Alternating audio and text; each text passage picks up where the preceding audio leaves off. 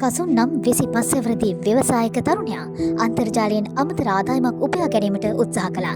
එක දවසක ඔහුට Facebook ඇඩ් එකක් දිස්සුණා. සරල වැඩ ඉක්මන් මුදල්. ටාස්ක් එකක් කරලා රුපියල් 500ක් හොයන්න.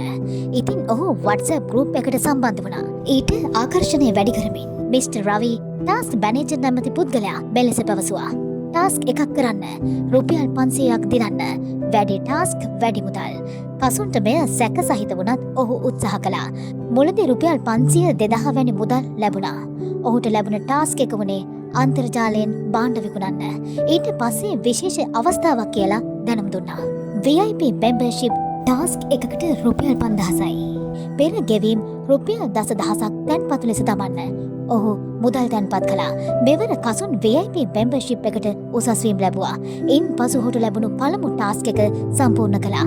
එවිට ඔහුගේ ගිණුමට ප්‍රොෆිට් එක සමග රුපියල් 15000ක් බැර වුණා. කසුන්ගේ විශ්වාසය වැඩි වුණා.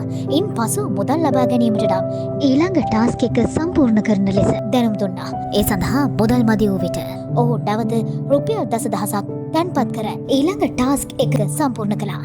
එවිට ඔහුගේ ගිණුමේ මුදල ලෙස රුපියල් 30000ක් දිස් වුණා.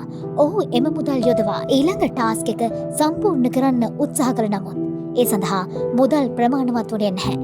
ඔහු නැවත රුපියල් 20000ක් තැන්පත් කළා. හැබැයි ටික වෙලාවකින් WhatsApp ගෲප් එක අතුරුදන් වුණා. මිස්ටර් රවිව කාටවත් සම්බන්ධ කරගන්නත් බැහැ. අනෙක් සියලු දෙනාත් බ්ලොක්.